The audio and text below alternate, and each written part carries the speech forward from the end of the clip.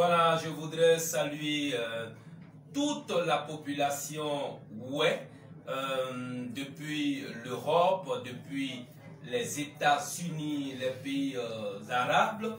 Nous saluons tous les de la région du Guémon et du Kabali. Et puis toutes nos condoléances encore à toutes les familles endeuillées à la suite de cette barbarie sans nom qui s'est déroulée au cœur de la sous-préfecture de Guézon. Vraiment nos condoléances. Et nos condoléances encore aux familles endeuillées dans le village de Fangolo. En tout cas, que Dieu veille sur le peuple. Ouais, nous sommes au cœur de notre émission. Ici, on parle de notre émission Café du Soir. Et nous recevons sur le plateau de cette émission l'artiste professionnel Madjer de Zia. Voilà. Madjer de Zia, c'est lui qui est effectivement en blanc avec son képi. Et puis, juste après Madjer, nous avons celui que vous connaissez très bien parce que il n'y a pas de cela longtemps qu'il nous vient de la France. Il s'agit de l'international Alain Magnon. Et le seul artiste qui a fait plusieurs pays de l'Europe pour le moment, celui qui a battu le record en termes d'implantation de la musique tradie moderne. Voilà, et c'est une fierté d'être aussi avec Alain Magnon. Il est venu accompagner son jeune frère, l'artiste Madjer. Voilà. Madjer a fait sortir un morceau qui aujourd'hui est en train de faire du boom dans tous les espaces. Aujourd'hui, ce morceau qu'il a dédié à maman Bavoyi Pélagie, à tous les Bavoyi et à tous ceux vraiment qui sont de la famille de maman Bavoyi Pélagie. C'est un morceau qui leur a été dédié pour leur rendre un hommage, un vibrant hommage. Mais au-delà, c'est pour leur dire encore un grand merci pour tous leurs bienfaits. Un morceau vraiment qui est fait avec d'excellentes mélodies, un très très bon morceau qui nous passionne. Vous aurez la possibilité d'écouter aussi ce morceau au-delà de la famille Bavoyi, de tous ceux qui sont de la famille autour de maman Pélagie, résident en France. Alors tous les ensemble, nous allons déguster la qualité de ce morceau et nous allons savourer la douceur des phrases de ce morceau. Mais bien avant, laissez-moi accorder quelques secondes à nos artistes pour vous adresser de vive voix leurs salutations en et je vais commencer avec l'invité phare, l'invité d'honneur, Madjer de Zia, qui va saluer en toute la population. Info ganya asema ase abonné on va weblo akle wa moja yue abo mabose c'est ma foi pour aider nyon de ma foi pour c'est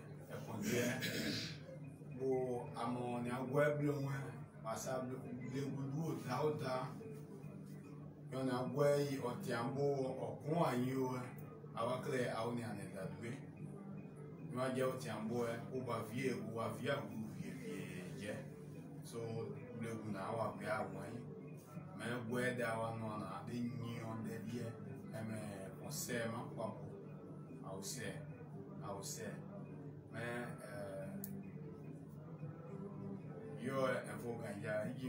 on va élever un peu la voix, Madjer, parce que là tu n'es pas en train de parler avec tes copines. Alors parle comme monsieur toi. Do ibia duma do dibo ma doé ma bayi parce Bavoyi Pélagie me wa 20 iroye wa kre e ma doé do ma do de na do wa kre taba mais ibdo ba do de giona giono de nyo akle do boye wonke. D'accord, Madjer n'a pas encore donné ses salutations, il est en train d'expliquer le morceau qu'il a dédié. Et là, je t'ai dit de saluer tous les je reviendrai tout à l'heure à toi. Alain Magnon, l'artiste international, nos salutations. Ok. Madjer a oué Jilba de Claudie, nous n'avons pas de Jilba. Rouabo, Auxerre pour Déan, Aboukewa Moadia, Auxerre. Aoussé, Gemoy, Cavalier, Gouéman Cleba, et pas Boussé. Et moi, dans Noisian, et Goué à nous. Mais, dis un Cleba, discussion sur soi dit. Son dé à Yadi Pan en blanc. Beignet ou Yéma aidé. Ni même en Samon, Blé non, les Abba, Blé non, mon Sanimo, Abba Cleba. On a public, on a bodité, on a déjà pas. Mas abakle ni mo so aja di pa boye so jo bon oyeje jo se bon oyeje beye wuye oyeje nyo so apedi me ipa wuse ne o yobu na de ino mo ja yi se ma je de se a amuna so ade wuye blede di je ma de yi. Voilà. Alors, Madje, monsieur Obla, il faut saluer tous les ouais en ouais. Il faut gagner.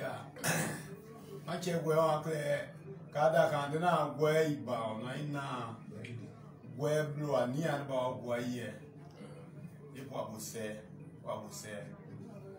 dawa mama le dawo da bwa ni asable bubu e de da ni amu ni awo nyo ti ambo mo gwe e do ni awo e ko se ma po abo na ya de son de ni fa ni son soaba a ya di wulo de a son de di pa do di de sanya kreba na de sanya esi nyonwa ina nye de o de ba obwa enya de jene o ye je de son de di mais abo maman des artistes maman ba vo ipela ni adie maman doso oche e po abo se kine e po abo se ao ser do a iria duma ao ser o a desenhar mais soit au point Voilà, alors comme je l'ai dit, nous sommes sur le plateau de notre émission dénommée Café du soir. Voilà, Café du soir.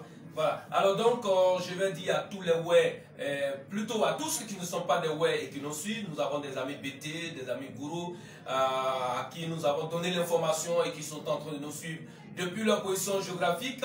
Il s'agissait des salutations que les artistes sont en train de donner en ouais à tous les ouais. Voilà, et nous n'avons pas encore démarré. Voilà, l'artiste Alemagnon, on a dû oublier quelqu'un dans les salutations. Oui. D'accord, on y va.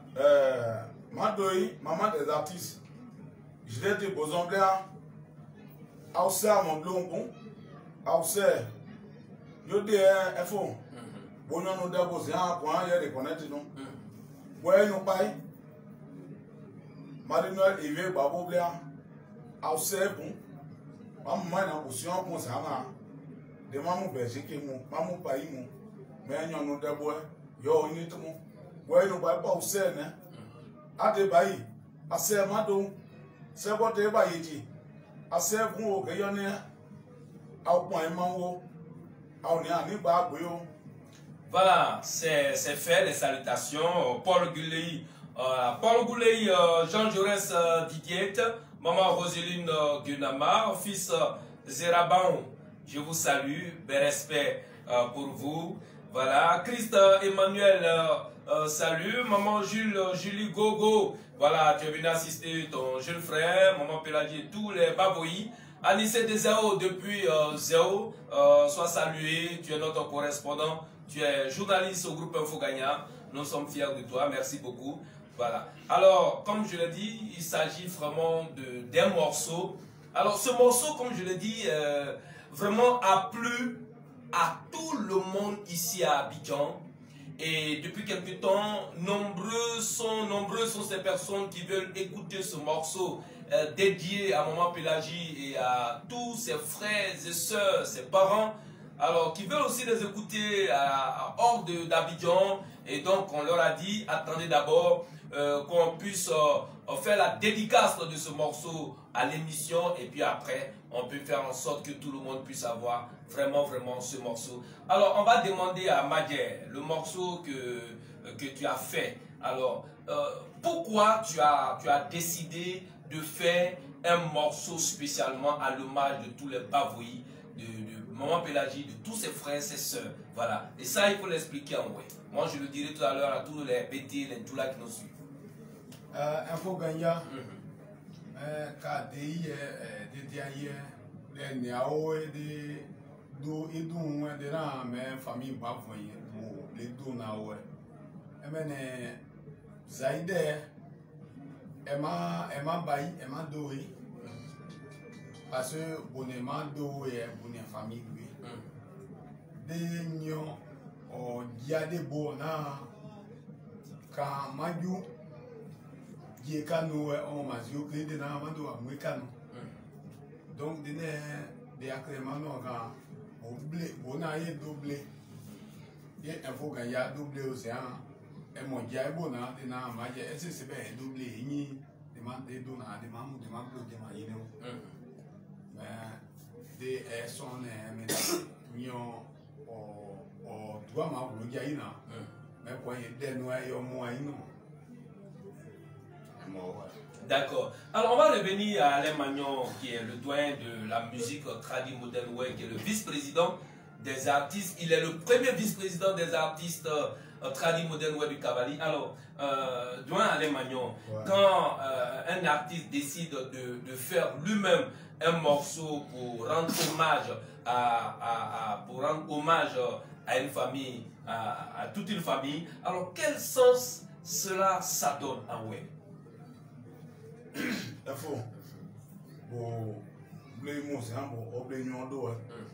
Et moi, aider nous non bon et nous c'est pour. Les c'est pour na et nous blé et ma pour maman. Bon nous blé de bois au sein et au yudu tout et da. Dès qu'à nous de bois, il blow à clair pas, il va du. Et quand il y a au blubado et moi, maintenant et nous on doit et nous on baille. Nous avons la famille, mais nous avons beaucoup de yeux, beaucoup de serpents. Et quand tu es là, des moments des ateliers pour poser et moi, au problème, on bleu. Mais on va serpent, et à bleu pour nous, à pousser pour. Nous n'avons pas eu de maman, il y a eu pas eu d'idée. Et nous avons bleu pour nous, mais nous avons et moi, et nous avons ça. Ah, voilà. Alors donc d'où oublier les mailles de d'où en blanc de la d'où dire faut que ya d'oublier na de d'où dire bon nyoma blanc manda ko nya on andi soka mano da so de d'où donc d'oublier na maino ajuo parce que mando donc, d'accord. C'est ce que le son, le morceau dit. D'accord. Ok. Voilà.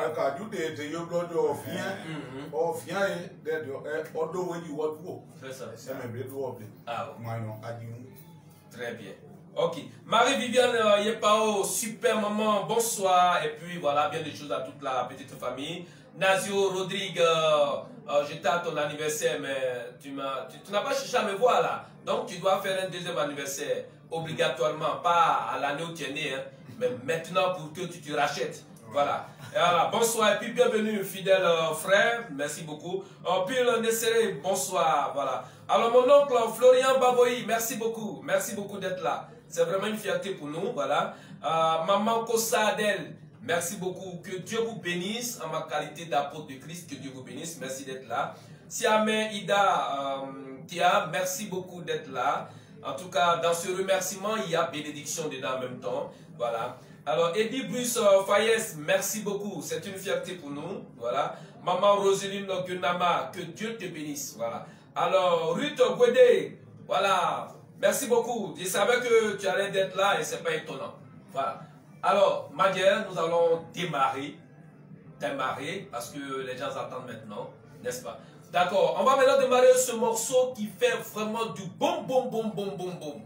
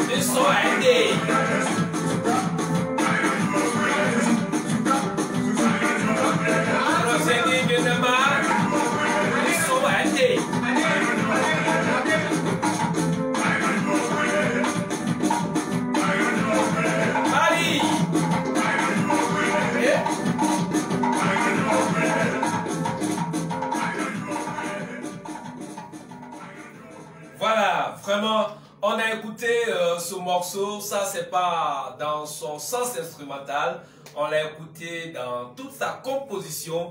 Alors, ce qu'il faut retenir quand on écoute ce morceau, et quelqu'un me disait qu'en Europe, il y a des morceaux que les blancs, je vous dis, les blancs, oui, il y a des morceaux qu'ils aiment écouter. Voilà. Oui, non, d'où est Poidon, ici à Mené, donc, boum, boum, boum, boum, boum, boum, boum, boum, boum, et moi, dit, Pierre, non, moi, bon, plus, où est décalé? Voilà. Voilà, exactement. Donc, ça, c'est un morceau qui, le son, la mélodie, c'est tout ça qu'on sent professionnel. Le morceau a une douceur de profondeur 100 degrés. Et ça, c'est formidable. Et quand vous regardez au niveau de la tendresse de ce morceau, vous voyez que sa tendresse correspond exactement avec la passion de l'âme. Vous voyez? Donc, la douceur du morceau fait plaisir au corps et la tendresse du morceau fait plaisir à l'âme. Vous voyez? Et c'est dans ça qu'on découvre la qualité d'un artiste professionnel. Sans même compter que au niveau de la densité, l'esprit même se retrouve. C'est ça qu'on voit la qualité d'un artiste. On va aller avec l'instrumental de ce morceau et on va voir ce que ça donne. Formidable. Madjer, on y va.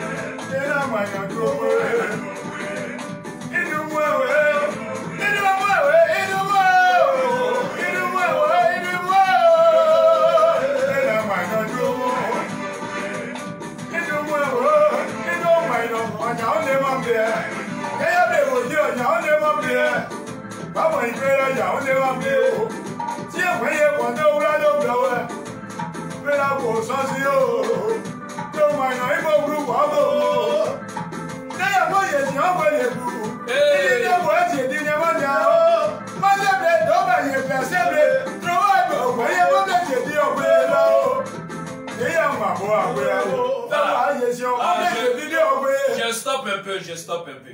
Je vais dire à Marie-Viviane et à Roselyne Kunama, je vais aussi dire à Siamé, pendant que je sais que vous êtes en train de danser, mais vous voyez, une musique, quand tu l'écoutes, surtout même quand tu écoutes Madjer ou Alain Magnon en train de chanter, c'est comme souvent il y a des souvenirs que tu as envie de revivre, quoi. Il y a des souvenirs que tu as envie de revivre.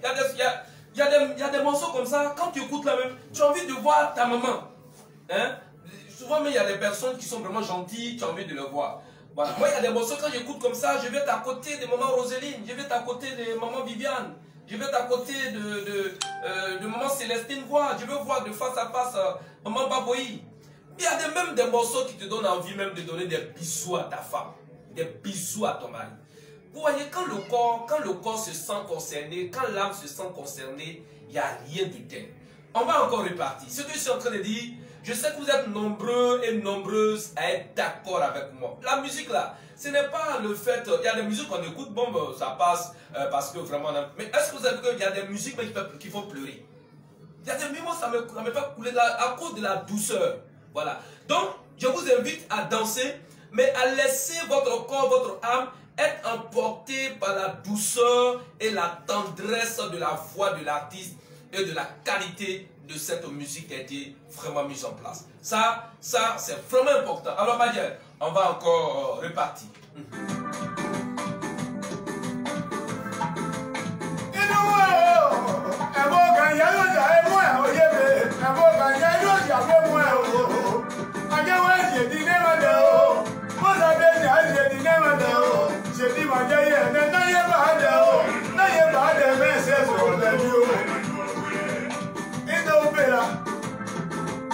Báwo ìgbéra tí èwọ̀ yẹ àwọn oyè bèèrè tí èwọ̀ yẹ àwọn ọmọ ẹyẹ bèèrè ṣọlọ ilé wà sádà lọ́gbọ̀n ọ̀gbọ̀n àti ẹyẹ ní èdè àwọ̀ pé àwọn ọmọ eré adùn àánú yíyan o.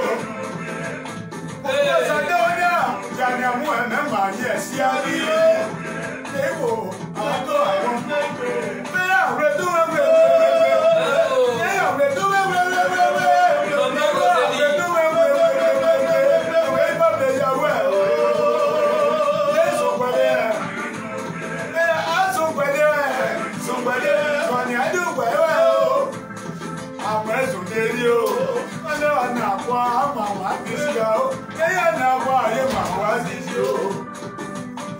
Mama Bella, no ganha huevo, mãe no ganha huevo, mãe ganha huevo, ganha pouco, mãe ganha pouco, báwo ìpera gba oyan dé o, báwo ìpera gba oyan dé o, Florian, Jìnnà, Jẹ́mìlẹ́, nínú gbèdégu. Àpò ìpọ̀ nẹ́bí ọ̀yẹ́ dàyọ̀gbẹ́ inú.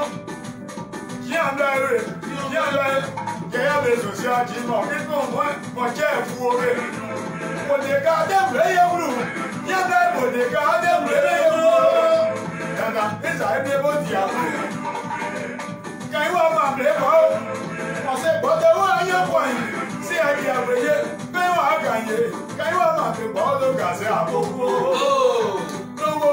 Nana ìjà àwọn ọjà yéèmí ẹlẹ́gbọ̀n yóò ti bá ọmọ ìtòrí à ló máa mú ẹ ló máa wò lùwọ́ ọmọ ìtòrí à lùwọ́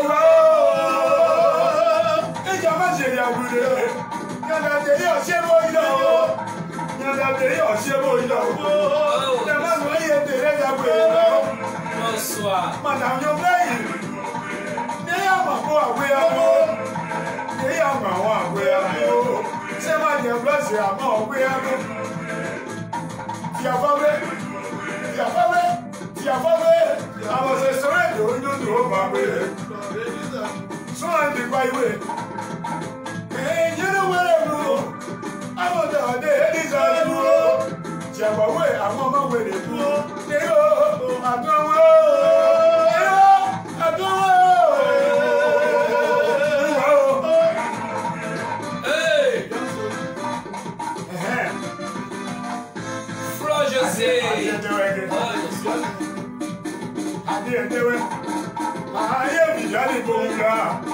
Non, Adieu Vianoué. Vraiment, j'ai dit à Weba, à Nouaoué, à Pognosoa trop. Parce que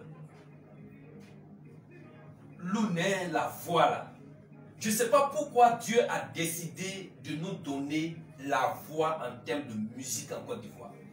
Mais quand Madiaota Blessou, quand j'écoute ce morceau là, nous mis à des gaisons, nous voyons, nous bah, nous voyons. Vraiment c'est un morceau qui est plein de douceur. Alors maman Roseline, quand même quand tu écoutes ce morceau là, ça va te faire penser quand tu es venu en Côte d'Ivoire pour ton mariage, tu vois. Quand j'écoutais, je tente même de voir, quand nous étions à ton mariage, oh, la joie qui avait inondé la salle. Ça, je dis que ça donne des souvenirs, quoi. Madjer, tu as été vraiment inspiré. Alors donc, on va avec Viviane. D'accord, voilà.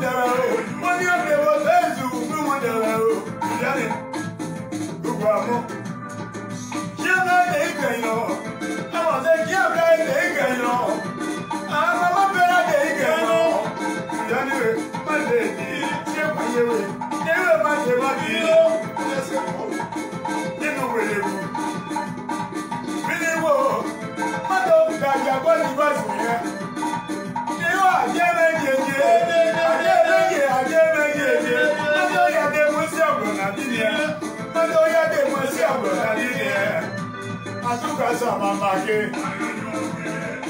Il don't mind, ouais, son père, ouais. Ma son père, ouais. Il s'est gâteau, il est bien. Il s'en m'a donné de maman et son. Aïe, d'ailleurs, il m'a donné de maman. Maman, il dit qu'il y a. Maman, il dit qu'il y a.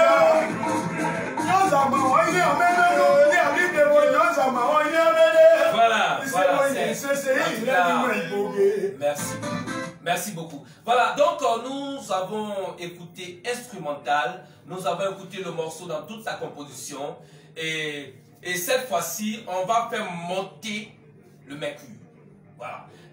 Monter le mercure, on va utiliser cet excellent morceau dédié à la famille de Baboyi Pélagie. On va l'utiliser pour introduire les noms de ceux qui nous suivent en ce moment et qui sont aussi fiers de ce morceau.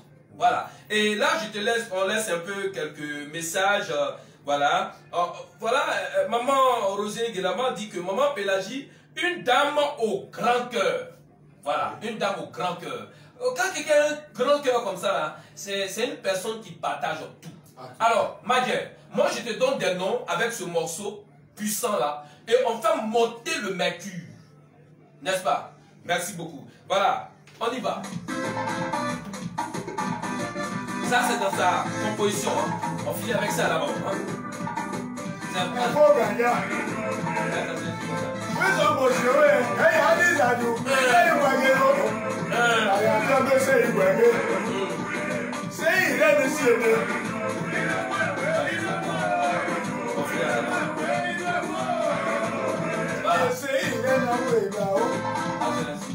D'accord, ça alors c'est parti Madjer. Maman Marie-Viviane Yebao.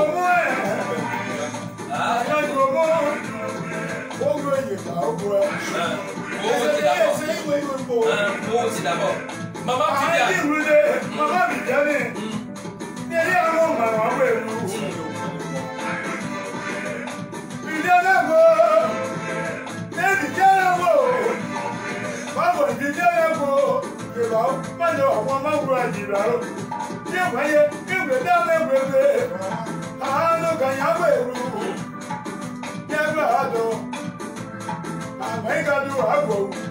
Maman Jeanne Gilibo. Maman Chirida, oye Chiribwe, yedo wo rubu. Ah oh. Dani anje me paye. Sei ire ni pe o jejeje. Sei ire ni pe o jejeje. No mo de bo ni de me yo. Paye ge no mo de bo ni de me yo. Na bo ganja bo ni de me wa. Si mo mo gbo joje. Na ina se so ja o be ni. Ni de do ge mo di be ni. Mo ni na da wa so sai dia dia ga blo. Sei ya ina mo je je je. Iya na aye je je je je. Mado sonsi o. Ele ya wa se o. Ya na o gbo o. Ne o gbo o. Ele o gbo. Gbo o. Mado amuje me aye. Mado amuje me aye. Kaka, e ya gude. Maman Roseline Guelama. Aye ke na ma we la. E mo kan yawe. Kama ya no no pa ye. O pe si wo bo ma sa je. Ke na ma ne hote. Mama Roseline hote. Ne o ka pa ma ni igi o me o. O ye ba o ye je o. So pa bi e o ye bo ya so ni o. O ya so ni o. O ya so ni o. Ni na ka ye gbe o. Abe aye so be ye o me le. Sibla bu e aye so le. Rose, bonsoir.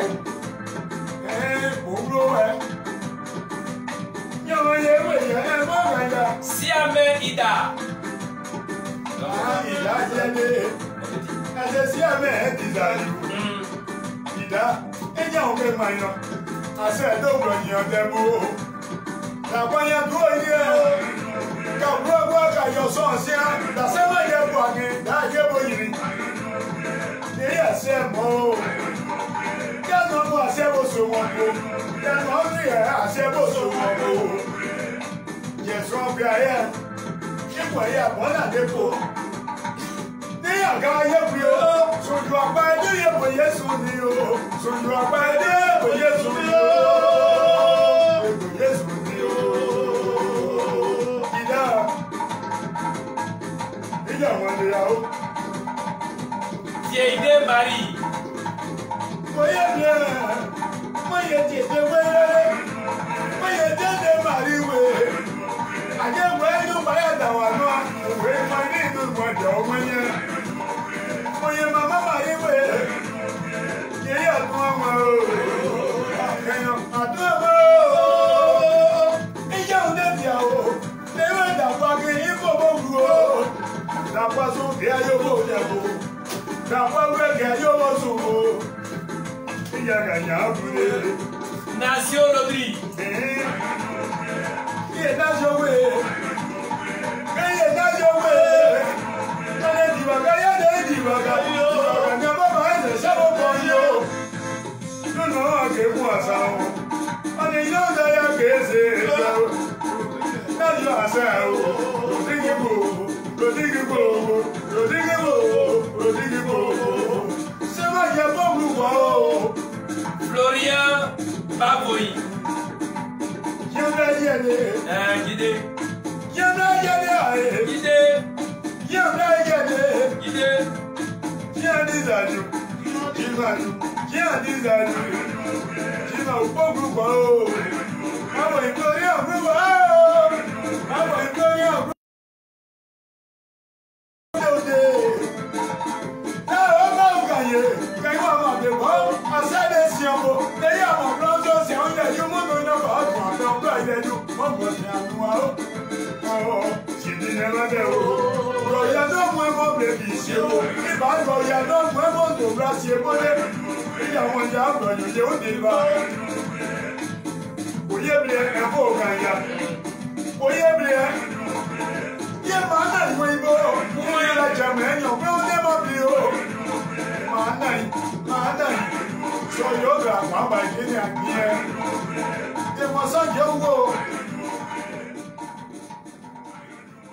Comme je l'ai dit, on est 100 à l'heure. Et donc, à 100 à l'heure, on est dans l'instrumental. Il n'y a pas de problème. C'est bonne heureuse année 2021 qui est là.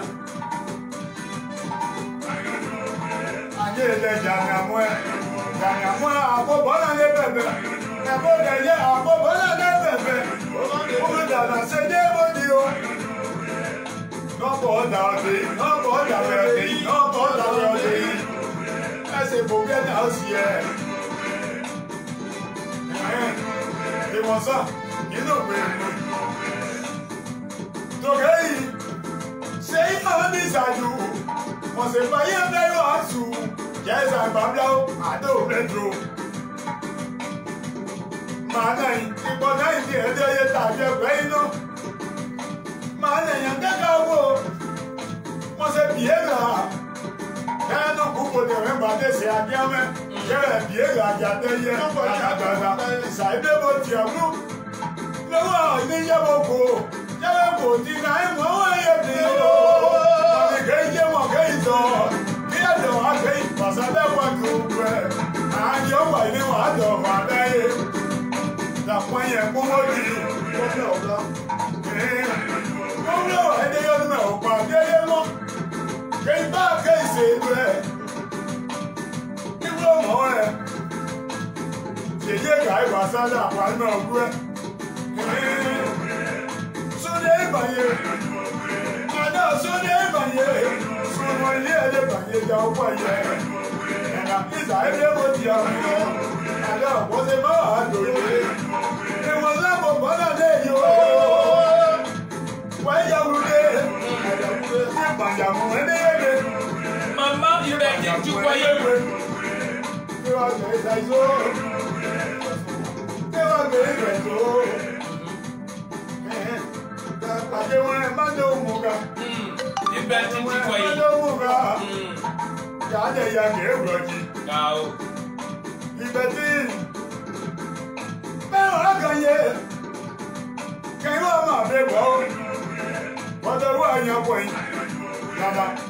ça de votre dialogue pour faire au police. Même au que payer qui. T'as pas eu qui. Nous on va avoir. Mais on s'y a fait. J'ai gardé au blé gamin. Eh, maman, il t'identifiait quand encore même.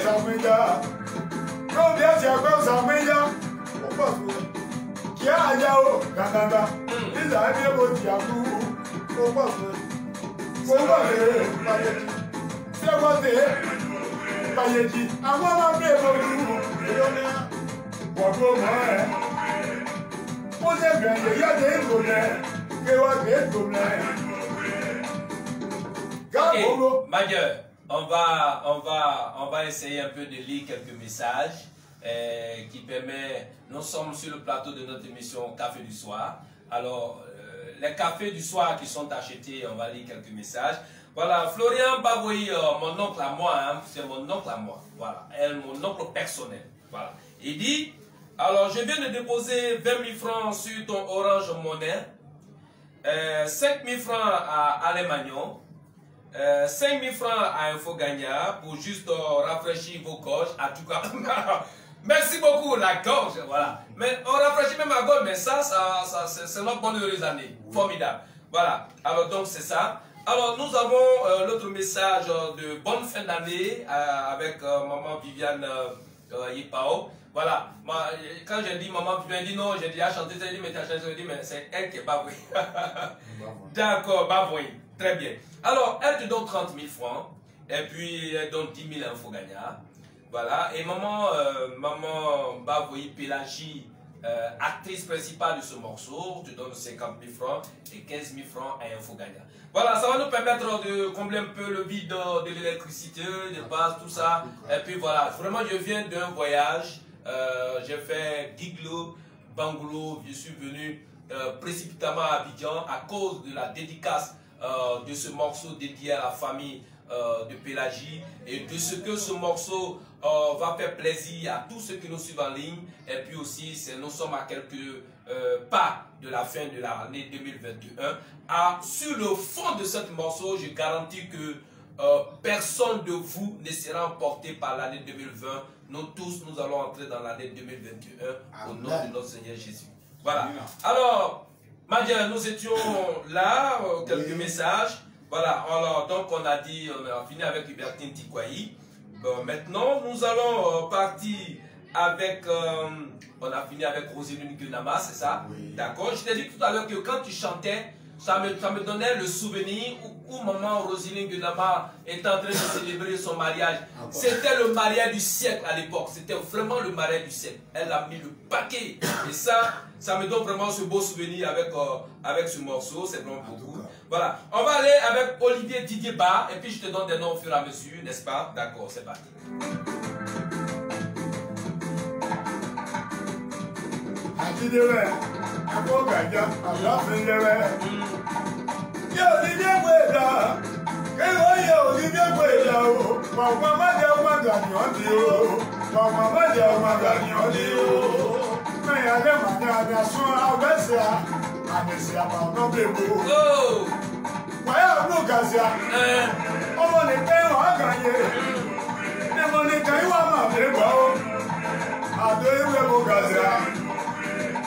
Olivier, Olivier Bredaro, on est non dans les ébranles, on est non dans les ébranles. Il y a un derrière. Bon, Diawondia qui d'abord, voilà. Voilà, alors maman Marie-Viviane donne 50 000 à les Magnon, tout ça. Alors, tu nous rappelles un peu ton numéro Orange Money. C'est le combien? C'est le 58. Le 58, laisse-moi écrire Major. Voilà, ton numéro le 58. 47. Voilà, 58 47, oui. 10. D'accord, 10, j'arrive. 10, oui. 46. D'accord, 46, voilà. Alors donc je mets artiste majeur. Voilà, artiste majeur, bonne fin d'année. Voilà. Artiste majeur, voilà, bonne fin d'année. Voilà, alors c'est ça, voilà. Alors voilà, c'est ça. Alors 58, 47, 10, 46. Voilà. Alors donc, au fur et à mesure, je te donne les messages qui nous parviennent. D'accord, on repart encore. Et cette fois-ci, on va avec maman Denise Gueye. Voilà. Ça, c'est pas une maman au grand cœur. Voilà, maman Denise Gueye, elle n'a pas... c'est pas une maman au grand cœur. C'est une maman au cœur de diamant. Tu sais comment on lutte pour avoir l'or? C'est pas facile. D'accord. Donc, c'est pas facile d'avoir l'or. À plus forte raison, le diamant. Le diamant. D'accord. Un cœur bien grand, on sent en diamant. Hein? Oui. Très bien. Alors, c'est reparti. Hey, bonsoir.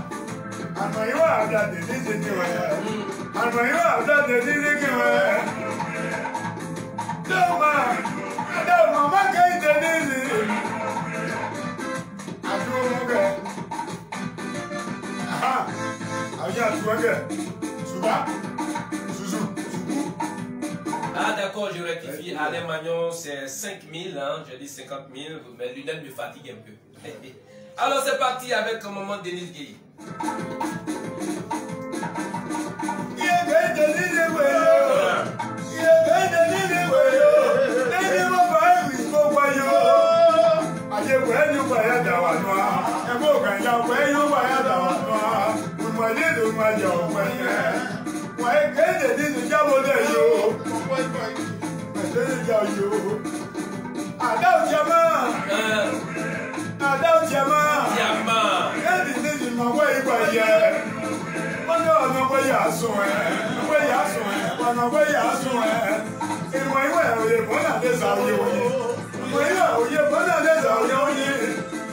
Maman Denise, Denise a dit, Thomas, maman, we are go, I get you so down, man, yes, Yadi.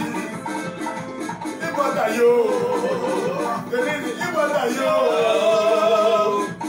Thomas, let the book and ya, get my car, and ya, they were heading this year. Masonao, Masonao, Masonao, Masonao, je suis déjà béni. Moi, brother, non, et moi, il est bouquet, ça, il y a ça, il y a,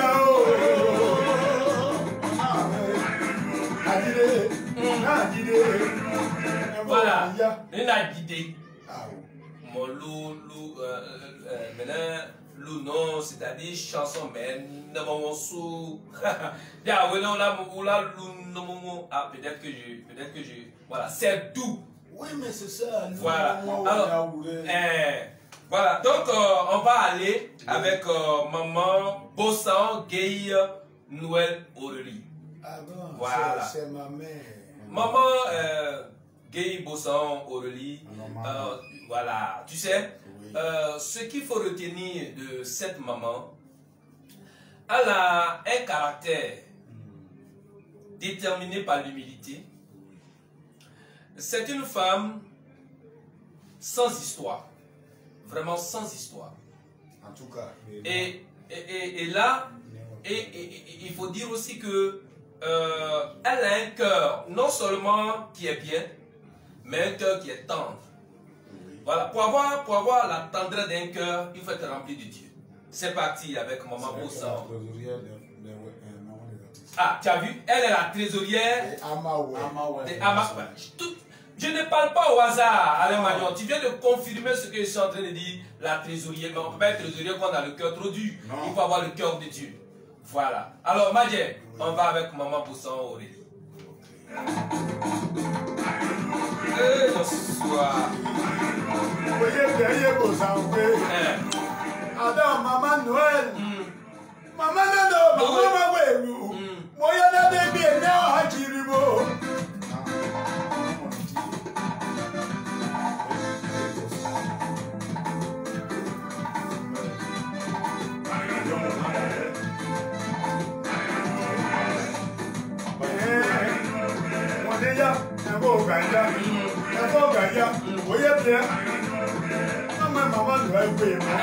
Maman Noël Aurélie.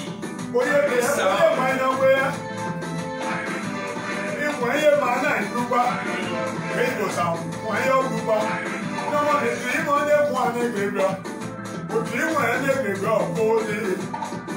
Mọ̀mọ́ ẹjọ́ owó mú ẹ. Tó yẹ mú ẹ kò sàn yẹ mú bà wọ́n. Pé kò sàn máa náà yìí. Ẹ̀hìn ló kà ní àgbẹ̀ ìbú. Yéga rúkọ̀ àmọ́ rúkọ̀ àmọ́. Má lè dín kò lọ. Wọ́n máa ń rẹsẹ̀ ẹ̀kẹ́sẹ̀ má jẹjẹ. Wọ́n lè ta wà ayé ṣọ̀kọ̀ wà gbọ̀ngàn yé. Ọ̀pọ̀ ìyá ní ìsàlùjọ́. Wọ́n lè gà ní ọ̀wọ́ epo. Má ṣe lè ló wà yé ìgbẹ́sẹ̀ bẹ̀. Màmá yóò gbogbo. Àjà tó bí àṣà méjì tó ayé. Yẹ wá bẹ́ẹ̀ ṣèrò ẹ̀. Ṣẹ́gun náà máa sọ mọ̀ sí. Wọ́n jáde yòó. Ibẹ̀ yóò gbogbo. Yẹ máa náà ìwé. Bàjúwè. Sọ yọ̀ọ̀la. Tó yẹ pé ọ̀yẹ́ ńlá bọ́ bẹ̀ o. Bí èyí sọ̀nyà ẹ̀ bọ́ bẹ̀ ọ̀dọ̀ ẹ̀ wọ̀n. Wọ́n ní bàjá kèé wọ̀n. Bí o mẹ́lẹ̀ wọ́n. Wọ́n dẹ́ ìrọ̀lẹ̀ wọ́n wọ́n kó blé bọ̀. Kò sàgbọ́n jẹ́ sálẹ̀ tẹ̀. Bàjá kèé wọ̀n. Wọ́n yé yan dé. Wọ́n dé ìdámọ́ bá ìmù sí a. Wọ́n bí wọ́n ìdíje ẹ̀wọ̀ fún ìdámọ́ ẹ̀sìn ẹ̀sọ́. Bàjẹ́ ipò ọ̀sẹ̀ o. Bàjá kèé wọ̀n. Ipò mù ọ̀sẹ̀ o. Yé mú ọ̀sẹ̀ bò ó. Ipò mù ọ̀sẹ̀ o. Wọ́n yẹ mú ọmọ dáa. Nígbà tó ẹ̀ lè bọ̀ bí ike. Yé mú ọmọ jẹ́ ẹ mọ́. Ní ọyọ́ ọ́ ní ìṣáájú. Yẹ̀wà gẹ́yì. Yẹ̀wà sọ. Ní ẹ̀nà ìwọ̀ kásíá. Àdá ìfọ̀ ìmọ̀ ya kèé bè wáyé. Ìpa ọmọ ya kèé so wáyé. Nàná ìwọ̀ mọ́ wá. Ipò tẹ̀yà. Èyí ti ìbọ̀. Tẹ̀yà jáwà ilé yẹ́bọ̀ tẹ̀yà. Pọ̀pọ̀ mọ́ ẹ̀ dúdú ẹ̀ ní ìṣáájú. Àwọn ọmọ wèrè bó. Àwọn bàjẹ́ Láyé bìí. ayé bàjẹ́ dá. Adé ọ̀gbọ̀n yẹn kèé mú ọ. Adé ọ̀gbọ̀n yẹn kèé mú ọ. Àdánù ọ̀táyé. Sùkè yáde ibẹ̀. Yóò yé ká ẹ̀kọ́ náà jẹ́ wọ́n. Wọ́n ṣe máa wà á dòye. Bí ẹ̀kọ́ ìmọ̀ ń mú. Ìjà kànyàgbélé pẹ̀jọ́ dá. Àpá ìsàwọn pálí burúkú. Kèrè yàgòrò àjò máa ń rò. Ìjà kànyàgbélé. Àjẹjẹ́ ẹnu máa dẹ́rù mọ́. Ìdáyọ̀ ẹ̀ṣẹ́ ọ̀pọ̀ àṣì ẹ̀. Yàgbà o. Àyè bọ́lá mẹ́sà. Madame Adoyo. La famille Baboyi à qui appartient ce morceau. Adilé. Elle est bien bleu à Dieu. Elle est bien bleu à Dieu. Elle est bien bleu à Dieu. Iṣẹ́ àdókò bí nìkan. Jíọ́bẹ̀. Wọ́n ní yẹn gbà dọ̀bọ̀ ẹ̀ mẹ́gbẹ́ dọ̀ àbọ̀. Jọ̀dọ̀ ń lọ wọ́n bẹ̀ o. Lọ́dẹ̀ bá lọ ní ìsàlù. Jíọ́bẹ̀ sẹ́yìn àgbò ní ìyá bàbá. Jíọ́bẹ̀ ìbò gbùgbà o. Dada lórí ẹ̀mí wọn. Bẹ́ẹ̀ni ẹ kò bá wà ìpera wáyé. Báwo ìpela? Báwo ìpela? Wàlá dòdò. Ìdó máa. Ìpela bọ́dù ẹ̀ máa jẹ̀dẹ̀. Bọ́dù ẹ̀ máa jẹ̀dẹ̀.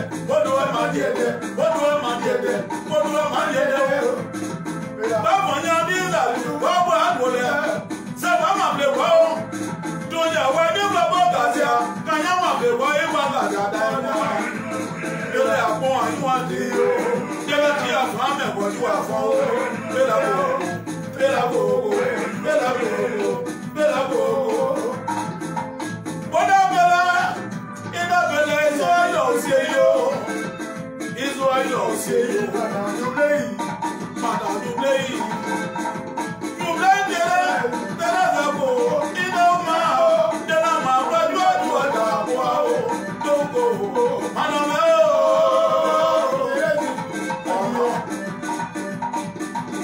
Lọ́wọ́ tó wẹ̀. Ní mọ̀sán, wọ́n ní lọ́dẹ Pablo Oníṣàjú o. Tẹ́lẹ̀ sẹ́kọ̀ ìfọ̀sẹ́ o. Gẹ́gẹ́ bẹ̀rẹ̀ ṣe àṣejẹ́ ìgbà. Ìjọ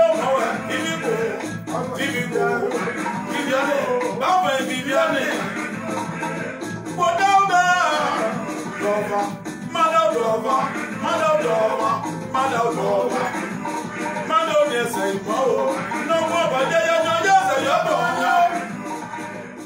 yeah, c'est ya na bomu asobo. Voilà, c'est ya na bomu asobo. Alors, Florian Baboy. Allez, Magnon. Oh, j'ai un vrai moyen d'essayer vos bords.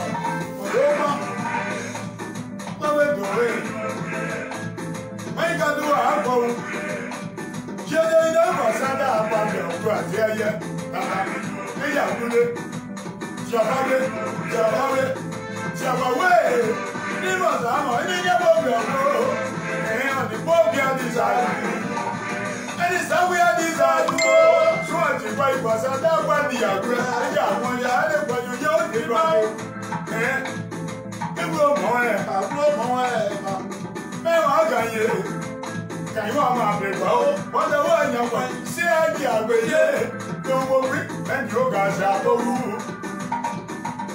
Èyí àwọn dé dáadáa, ìsàwọn bí wọ́n di àrù. Ní ètè rẹ̀ jágbé ìlà o, màdà òjò bẹ́yìn, iná máa lérò. Ẹ̀rẹ́ ti dáwọ́ mẹ́jọ sí ilé, màdà ò dáwọ́ mẹ́sì ilé. Ẹ̀kọ́ ògànjá, ìṣẹ̀ táwọn yẹn ṣe mú. Ẹ̀kọ́ ògànjá, ìṣẹ̀ táwọn yẹn ṣe mú. Ẹ̀pẹ́ iná o, máa tẹ̀lé sí ṣùgbẹ́rẹ́ lówó ibẹ̀ ayéjì ayé bọ́nà ní ìsọ̀rọ̀ wáyé máa tún sáró. Gàjẹ́ náà àjàwúlé. Àjàwúlé, àjàwúlé ẹ̀kọ́ ògànjá. Maman Kosa Adel. Iye mama Kosa wé. Iye mama Kosa wé. Maman Kosa Adel. Adéyàwó, mama Adéyàwó, yẹ́wò má dé o, má dé o. Àjẹwò ẹ̀dá fún àdéhìí ẹ̀, ní èbò bébé yẹ, ẹ̀yọ̀ fún àwọn ṣẹ́yẹ máa zọ̀ ọ̀sẹ̀. Adéyàwó, ẹ̀dá sùnpọ̀ ẹ̀rẹ̀ o, ṣé ìmọ̀gà tó lé yìí o, sùnpọ̀ ẹ̀rẹ̀ o, ṣé ìmọ̀gà tó lé yìí o. Lùgbẹ̀rẹ̀ bá dé ọgbàgà tó dé yìí o. Ẹ̀kọ́ ògànjá, màìnàyàn ọgbọ́n sí. Màmá àdé yọ ọgbọ́n sí ẹ̀. Ayé ìwé yẹ tàbí ó. Àjẹsí ẹlẹ́yà dáwà lórí ẹ̀ o. Oyè mi rẹ̀. Bàbá ọmọ ẹ̀ ẹ̀kọ́ ògànjá. Bàbá ọmọ ẹ̀. Ilé ìsọ̀jà ọ̀rẹ́ yìí ni. Ale manyo ise soja wode yiri ye ya jemene wa ya bube ya ime ya tege ya die ani madam yede samu ada boya dedini oni bawasia odo bravo bawo wasada na bionya odo bawo wasada na bionya odo bawo kaibo hajoyi sokro hajoyi adowe dawo adowe madam yeleko ada se maje maren la caberunes ne mande dio ayo mande madio kaya danodi yami ayo kaya danodi yami ayo ada mago gebroji ye madi e mo ba ediye ye wa gezero ye fu àwọn ibo fo se le sin wọ́n ní dé dawo suade wa ni babo ke je o babo baba bo ibo ke ya do emu mi je ira luwa o ai bo ga do emu dawa le ibe ile bi za ba ple aseye dawo ya ba ga wa ya de ye selebo ibo buwa o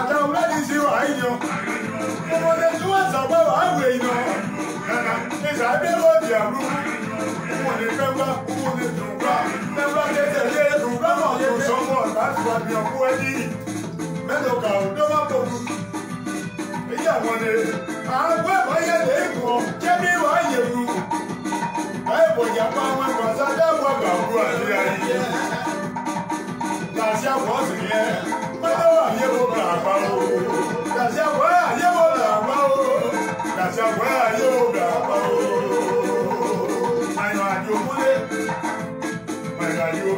Natou Désir, ton manager. Lamalaya moko omi lamalaya moko omi àgbo mi wọ ẹni méjì dáná ẹ lórí yà ó ọ̀gáyà ní ẹsẹ̀ ẹ̀kọ́ ọ̀gáyà ní ẹsẹ̀ ẹ̀kọ́ bàtà yàgbé ẹ̀bà yẹ pé ẹtí àlẹ́ yìí kà tó nàlá ìyá ẹ̀mọ́ mi ẹ̀bọ̀ tí a kú yé dọ̀wọ́ gẹ́yìn yẹ̀yàgbé bàtà náà bá yẹ̀yàgbó àti ayẹ. Voilà. Alors, on baisse un peu. On redémarre avec... Il y a un morceau, on dit que... Il y a un sourd qui dit que tu ne parles pas fort. D'accord. Alors, moi... Est-ce que vous connaissez bien maman Hubertine Tikwayi? Alors, maman Hubertine Tikwayi, avec elle... C'est notre maman. Voilà. Mais ici en Côte d'Ivoire, on parle du vivre ensemble. Ça, c'est de la théorie. C'est de la théorie. Mais quand tu veux vraiment découvrir ce qu'on appelle le vivre ensemble, le jour où maman Hubertine Tikwayi arrive en Côte d'Ivoire, va lui rendre visite. Tu vas voir quand on dit que quelqu'un aime l'homme, c'est ça. On cause bien. La fraternité sans hypocrisie. C'est cette chose-là qui est. Voilà. Moi, j'étais dans une bizarrerie avec quelqu'un. Mais c'est elle qui a appelé ses enfants. Et dans un esprit de sagesse, elle nous a réconciliés. On appelle ça le vivre ensemble. On va aller avec maman Hubertine Tikwayi. Maman Hubertine Tikwayi, c'est le vivre ensemble.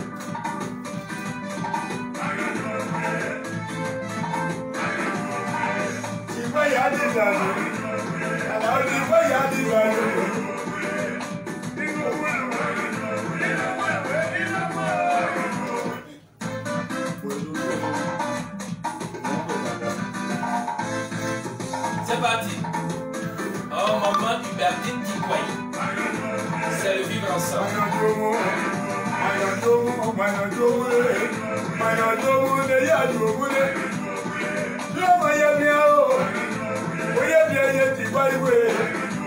Madame Maman Hubertine, agade ya ke brodi, agade ya ke brodi. Ka bobro, ule dai bobro. Ule gaye, ti waya de gaye, gaye ya de goble. Ata eza ebe wo di agu, aya ma o se. Raja ipe oge wa bai, ya ja o. Suta wa ja ma ba sa da wa ke bre. La belle a dit après. Il y a des qui après dans le monde dans sa maison. Et donc, il y a un mot qui dit avec vous. Avec quoi il dit? Quand quoi il y a avec vous? Il va dire, il m'a dit, dans sa voix il y a un bon mot, dans sa voix il y a un bon mot, après il y a Somewhere I might so there I wanna debo. I wanna debo. Yeah, I wanna debo. If I didn't have my now, I know that man, yes, I'm a Wabiamo. I'm a Wabiamo. Money, where are you? Money, go, you know, that was your way. Money, your Wabiamo. Myself, the head over, yes, I said it. I'm a Wabiamo.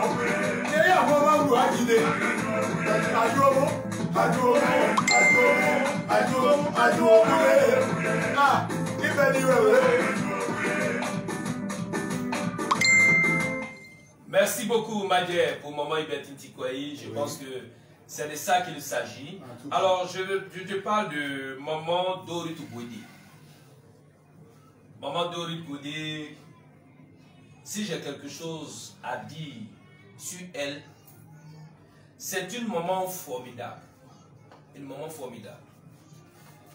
Tu n'as pas forcément besoin de côtoyer de près pour connaître quelqu'un. L'Esprit de Dieu lui-même là peut te dire qui c'est. C'est la même chose. Voilà une mère qui ne cesse jamais de suivre le groupe Info Gagna dans toutes nos activités. Si tu n'as pas un cœur d'amour pour l'homme, tu ne peux pas faire ça.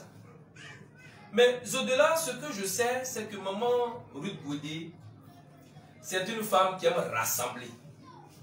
Voilà, elle aime rassembler. Et on ne rassemble pas pour jeter, mais on rassemble pour mettre ensemble et conserver. En tout cas. Une femme au grand cœur. On y va, avec maman Ruth Goudé.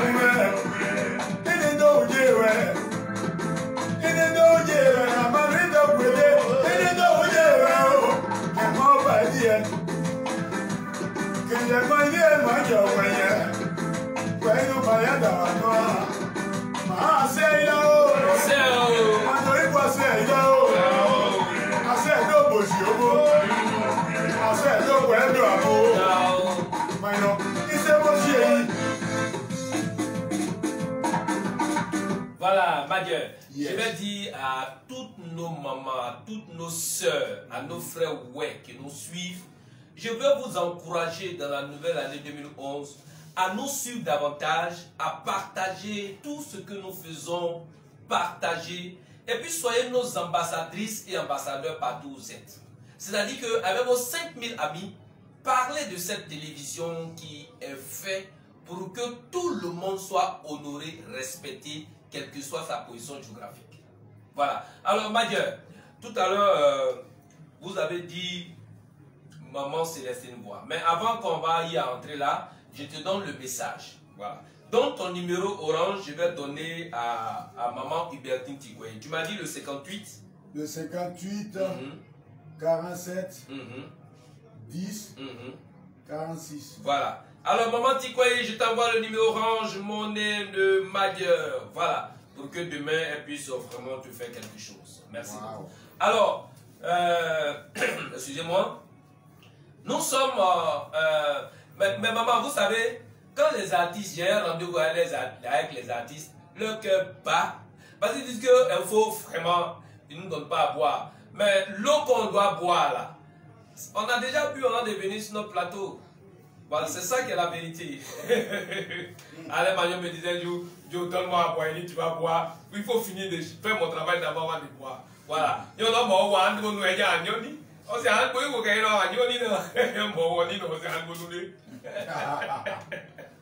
Voilà. Alors, maman Célestine Voix, tu sais, c'est une maman qui est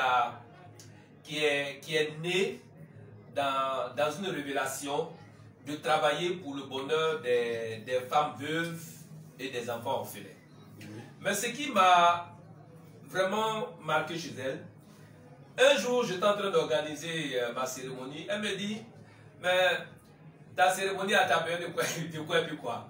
J'ai dit, bon, actuellement, peut-être que quelques casiers de boissons. Elle dit, mais tu as besoin de quelque chose, et puis tu ne dis pas à quelqu'un. Pourquoi toi-même tu es comme ça même? Pourquoi quand tu as besoin de quelque chose, tu ne parles pas? J'ai dit, bon, ça dépend aussi par moment. Nous, on est nés souvent avec beaucoup de honte, tout ça. Hein, voilà. Mais c'est pour dire que nos mamans, elles sont formidables en termes de démonstration de solidarité agissante. Et c'est ça qui fait Célestine Voix, sa qualité, que Dieu admire beaucoup. Alors, on va aller encore avec maman Célestine Voix. On parle fort.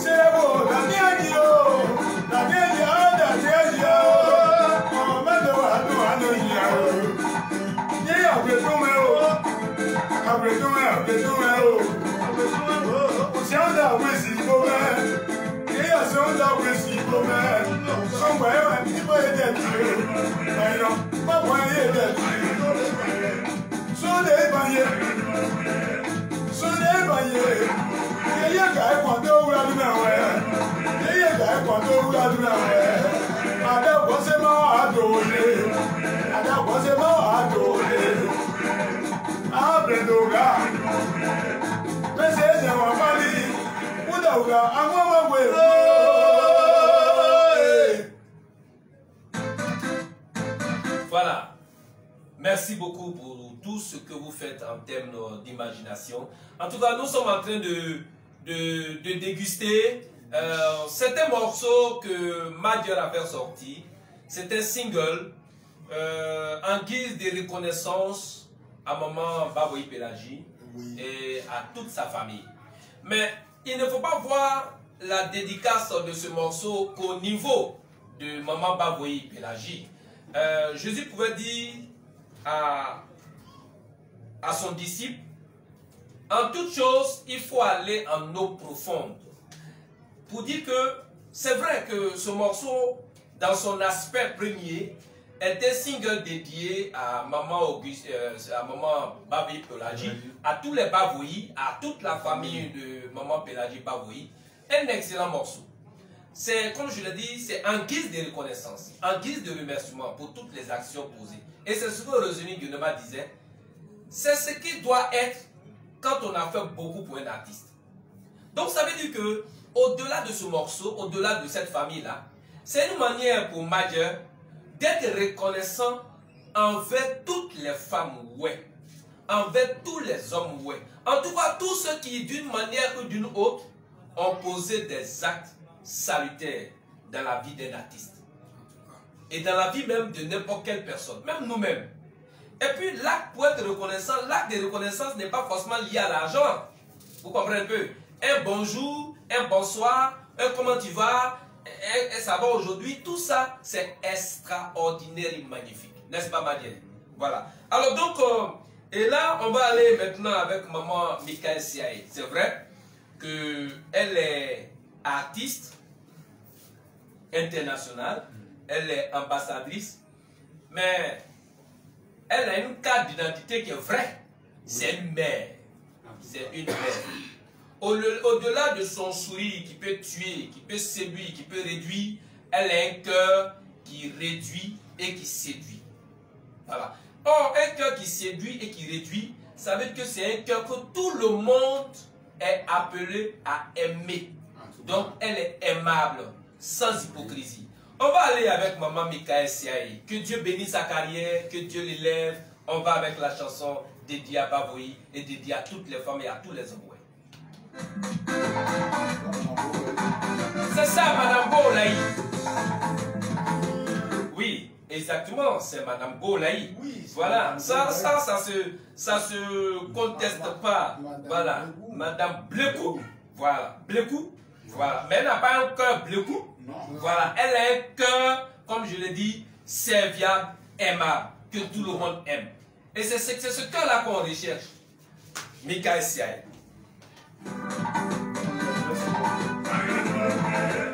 Ah, maman Michael. Sois béni.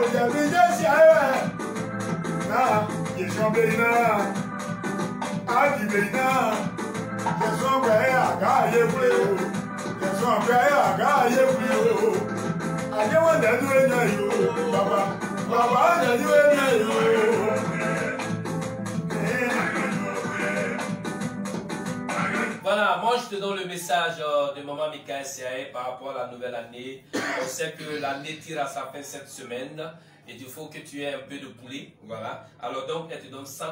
Merci beaucoup. Voilà, maman Michael Siaye, que Dieu te bénisse. Nous sommes vraiment très fiers. Voilà, alors, Madieu, les mamans, vous allez prêter un peu attention. Il y a un homme qu'on appelle Monsieur Nyepé Zemi. Je te donne son nom. Voilà. Pour ne pas que je fasse des erreurs, parce qu'il nous suit, mais il faut que je vous dise qui c'est. Monsieur Nyapi Zemi. C'est un BT. Voilà. Il a été instituteur dans la région de Bleulequin, dans la région du Cavalier, dans le département de Bleulequin. Il a été instituteur dans le village de Grigna. Et c'est là-bas même qu'il a pris sa retraite. Vous voyez que donc le BT a été transformé en guerrier. Oui. Voilà.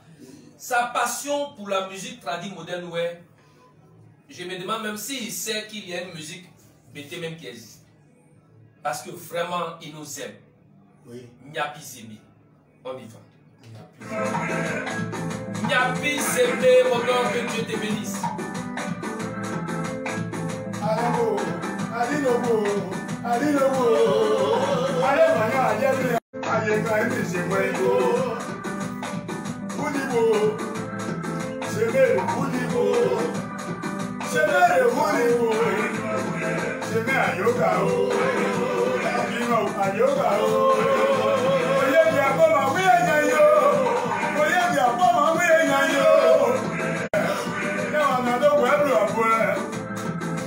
ma bien de watie. Mais allez manu ya ni asoe. Ade mo so ya de bua. Ade mo so ya de bua. Wa go da na ye bu e de mu. Wa go da na ye bu e de mu. Aye de mu e de ye bi ma ge. Aye de mu e de ye bi ma ge. Aye si apo de ye bo da de ko. Aye bo da de sa we. Aye ye ge da. C'est vrai. Mandeli. Ganja brebe. Ane. Mandeli. Você se aí aí. Ai, se que ine. É bom ganja. É se matoni. Se é bom ganja. Se é bom ganja. Mas é bom ganja.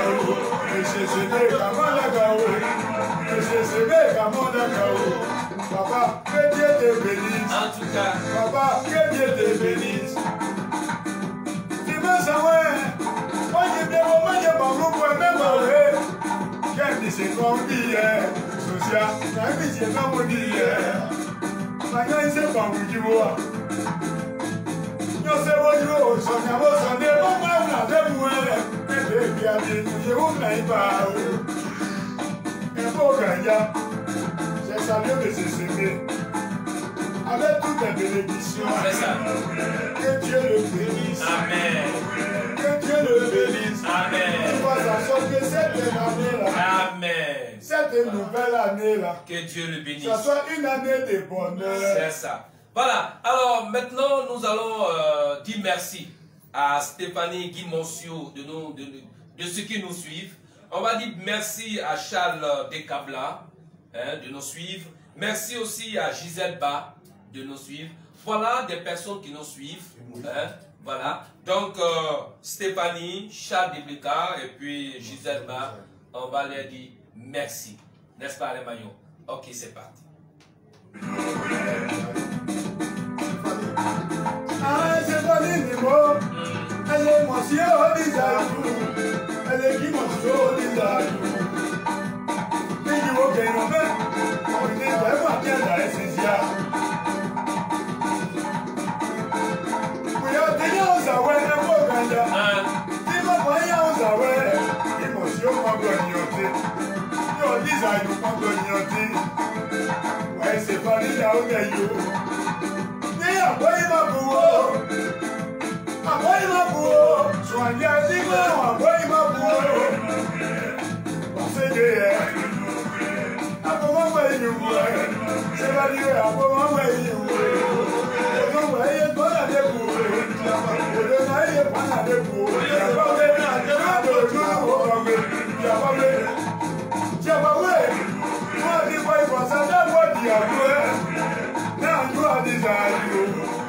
On est savi à visage, on n'est pas oublié à visage.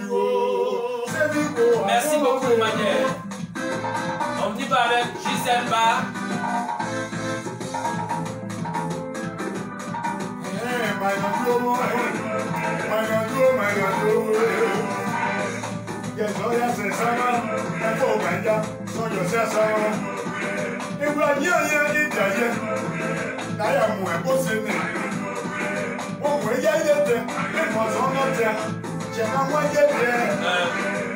Maman, c'est là, elle a gagné. On est vraiment on est ouvert tout.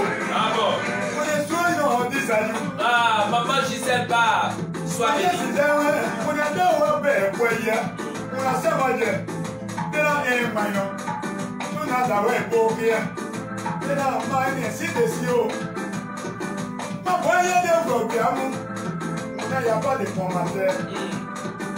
Oui, ma portable dit.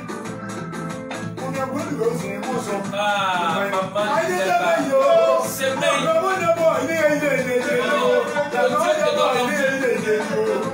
La poison qui a beau sonner, la poison qui a beau sonner, et la brève va pour Yobao, la brève va pour Yobao. Que Dieu te bénisse. Charles Decabla. Ah, Chali. Ada Chali. Chali. Et bon, Ganyawe. Majeshade Kabrawe. Alors Charlie Choco. Charlie Choco. Charlie Choco. Charlie Choco. Il est bourgadier. Charlie il est bourgadier. Il y a moi qui est dans le avant d'ailleurs. Et tu vas voyer moi. Vous êtes derrière. Voyez moi. Maman il est Isaïe. Charlie a moi il est Isaïe. Il va payer mon transport. C'est un bourgadier. C'est un bourgadier. Charlie, c'est un bourgadier. On s'est déjà vu. Charlie, voici ton artiste. Miami, Miami, un bourgadier. Nous-moi, moi, nous. Nous-moi, moi,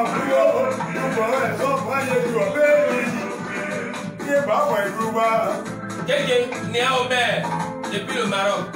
Non, pas loin. Au Maroc, il faut faire.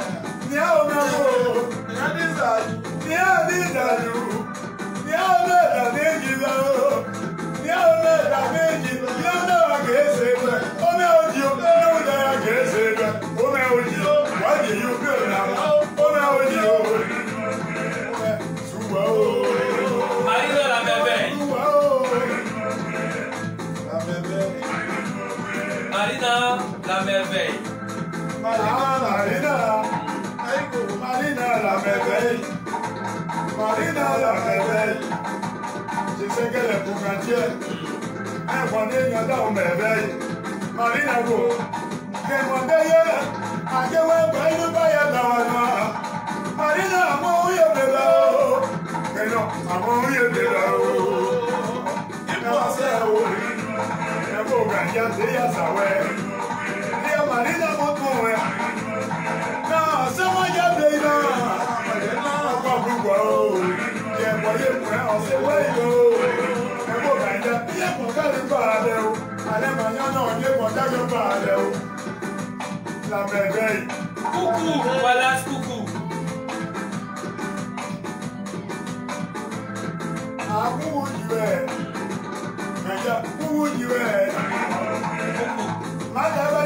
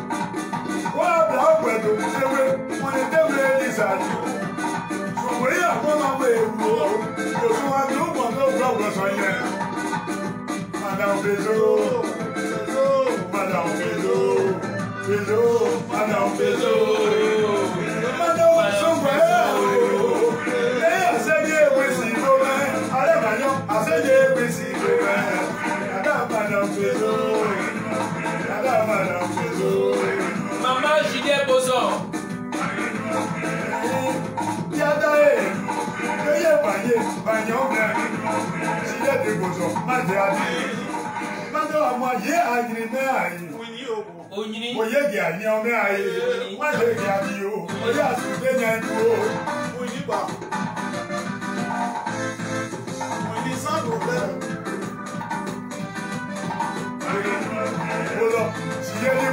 Maman Bozon.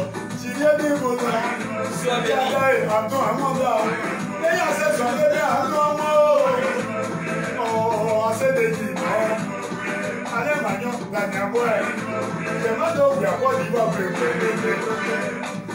ya monte. Baba ya brusiede, ya koya no enu asewa ni o. We ja ide te, o mo se no ja. Aye na te wa aye bona leza o. Aye na te wa aye bona leza o. Ya dai. Ya no mo se ye. Ya no di dowe. Ana kavali dowe. Siya di bono. Asema ye be. Na te mo do bo. Ah no ke mo do bo. Well, they are boy. Yeah, probably they blow. I probably just blow.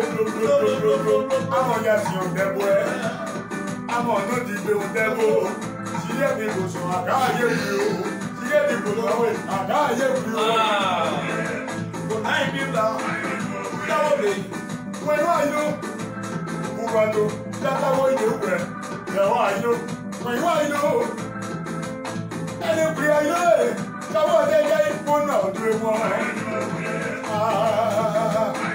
Everybody is on, you know, everybody is on, you know. Chiliwo.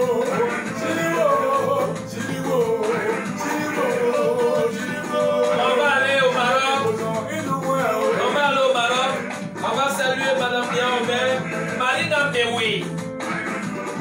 Et puis le Maroc. Marina Mewe.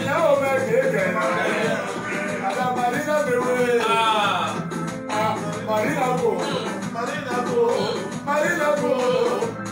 Amoya, they are more. No money kill the one every block. And they will dream one every block. One more, oh, they are Marina Mewe. They were more, and they were your bar. Madame Niaomé. One more, and they are bar.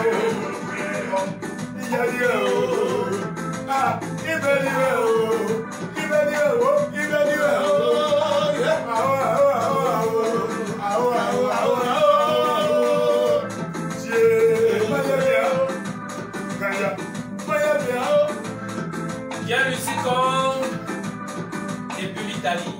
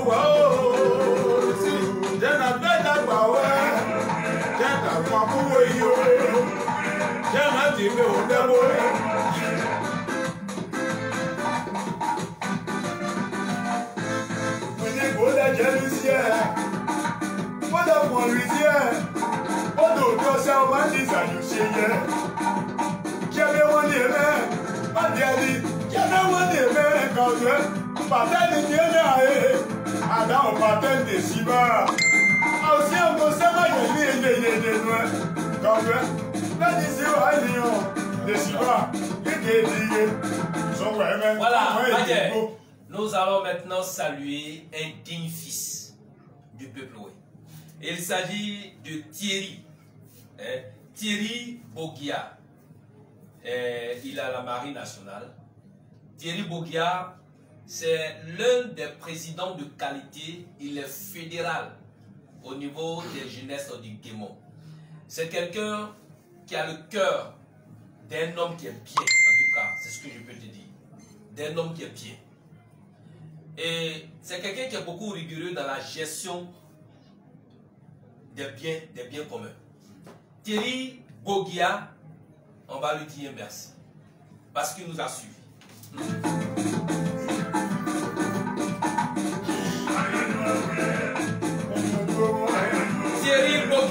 fédéral, merci.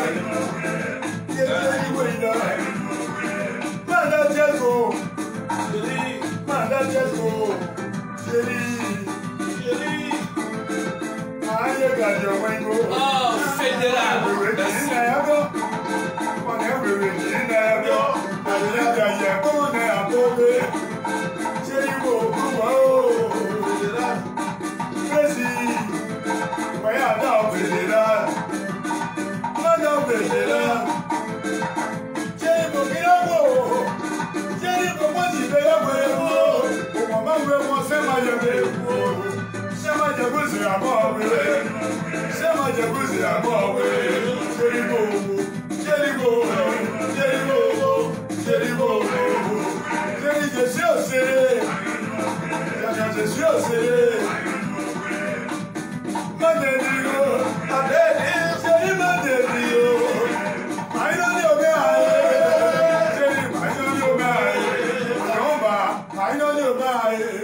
Voilà, Maguette, je pense bien que nous allons terminer avec Paul-Marie Glacé.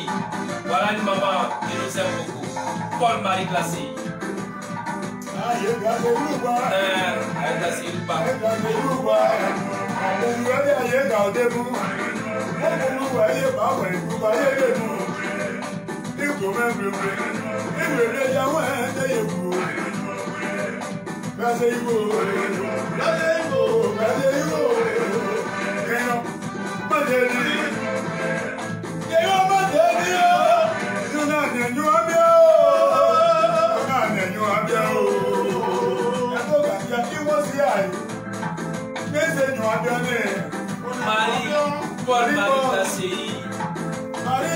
Merci.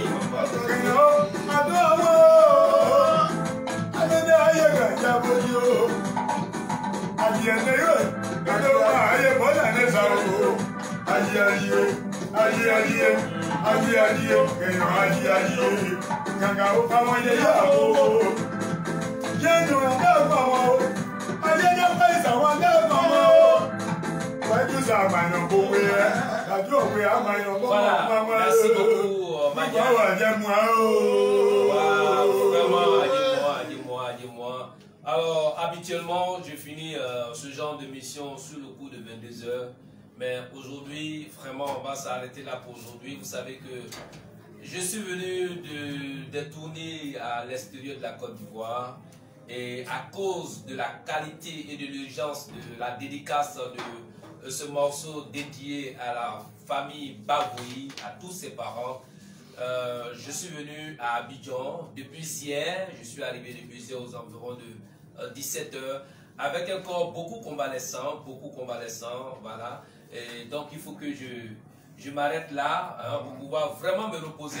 J'étais à l'intérieur avec Alain Magnon.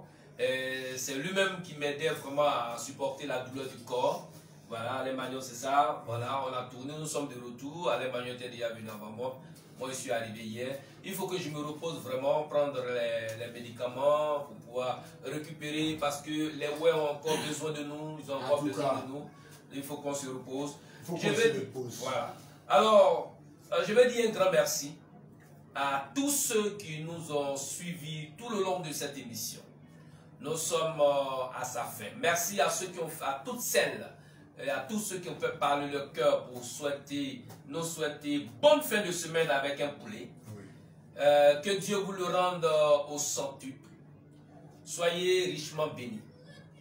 Je dis que Dieu veille sur vos enfants, que Dieu veille sur vous-même, que Dieu veille sur tous vos époux, sur vos épouses, que Dieu veille sur tout votre entourage. Beaucoup m'ont demandé pourquoi depuis quelque temps notre émission de 5 heures ne marche pas trop. C'est pour vous permettre de réécouter un peu, parce que 5 heures, Alain Magnon était déjà passé aussi. Donc il faut que vous réécoutiez un peu les émissions qui sont passées. Voilà, il faut qu'on mette une pause pour que vous réécoutiez un peu tous ces morceaux qui sont passés. Voilà. Alors, bonne fin d'année 2020. Que les anges de l'Éternel campent autour de vous, que vos ennemis mordent la poussière, que leurs têtes soient brisées, que Dieu nous accorde une bonne santé et une guérison totale pour nous qui sommes encore convalescents. Que Dieu nous guérisse, que Dieu veille sur nous. Et puis je voudrais vous souhaiter bonne et heureuse année 2021. Alors Alain Magnon, on ne va pas se quitter comme ça. Ouais, tu vas souhaiter vraiment bonne heureuse. On commence par le jeune frère. Major, tu vas souhaiter bonne et heureuse année 2021 à toute la famille Baboui, à tous les ouais. Bonne et heureuse année 2021 de la part de Major. C'est parti. Mathieu, mais quand tu as donné au diadé, au naboue, au comment dire, au droit de dire, d'ailleurs, de boyer des zombies, des non, il y a qu'un guerre. C'est un zone à Nyono, Zouantia, mais Maté, Nyoswai. À mon Guéomba, Guéblo, à Bania, Guéguaïa. Disaya Botembla. Nino a Guay, Nanin a Bliae. Kouaï, il y a besoin, Nino Paye, il y a besoin. À Cléba, Nyomba, Oye de Sanwe. Bouya somme à Gibla. Et son moyen d'Ibana, où il y a son Jononé. Nous sommes au terrain de Saint-Clébo. Mon cousin n'a même. Non, on a ma peau à moi, on a ma belle, on a dit rien que les sont décidés. Avec Bouya Soudé. Et nous sommes à nous, Jésus à une. Amen. Voilà, on va maintenant au doyen Alain Magnon, l'international. Alain Magnon, les feux d'Alain Magnon 2021. Alors, Mathieu, on va dire que pour oublier, pour c'est et pour boy. D'ailleurs, moi, je suis au courant déjà. À boyer son dédi, à boy, à moi, ni. Voyage sur ma idée là. Je bon Dieu, je sais bon Dieu. Et me oui, je suis au yé, au Seigneur, il est bon. Tant bagarre à le bon dans moi. Mon père m'a dit yo. Dernièrement, non.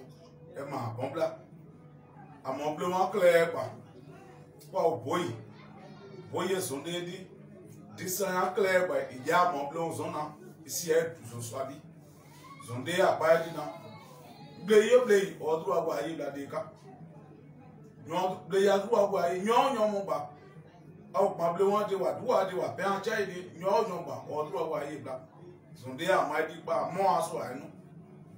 Blow up or game or young day. The ye chicken black. You understand the idea also my idea? The yes, ma bon black. Voilà. Merci beaucoup. Je dis bien des choses à Madame Zaïsinto et à Zaïsinto. Bien des choses aussi à tous ceux qui nous ont suivis. Merci beaucoup. Merci beaucoup, mon oncle Florian Baboui. Merci pour le coup de fil. Alors, comme je l'ai dit, vraiment, votre serviteur est vraiment un peu souffrant. Il doit prendre ses médicaments. Il faut que le peuple ouan a besoin, vraiment besoin de nous encore.